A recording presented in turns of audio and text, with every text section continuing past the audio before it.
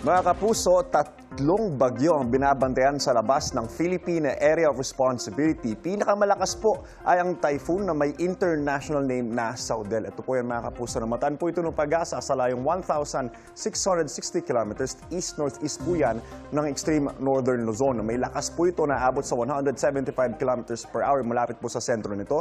Pagbugso ng hangin na abot sa 215 kilometers per hour at kumikilos po ito pa west-northwest sa bilis sa 30 kilometers per hour. Ngayong umaga o mamayang hapon inaasang papasok na po ng PAR ang nasabing bagyo at tatawagin po yan sa local name na Obet. Wala po itong magiging direktang epekto sa lagay ng ating panahon. Pero sa mga susunod na araw ay ahatakin po nito ang hanging habagat na posibleng magdala ng ulan sa ating bansa. Hindi po kalayuan sa Typhoon Saudel ang isa pang tropical depression. Ito po yun. 1,330 kilometers po yan sa silangan naman ng southeastern Luzon.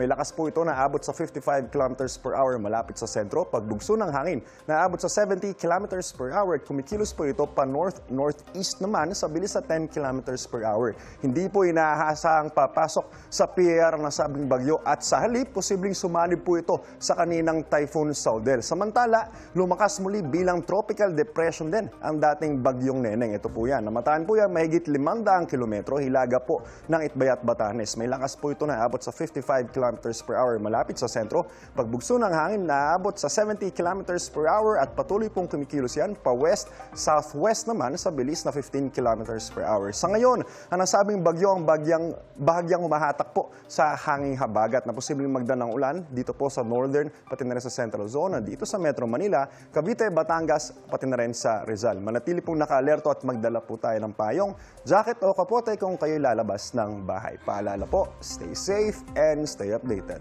Ako po si Anjo Pertiera. Know the weather before you go. Porong Mark Safe lagi. Mga kapuso.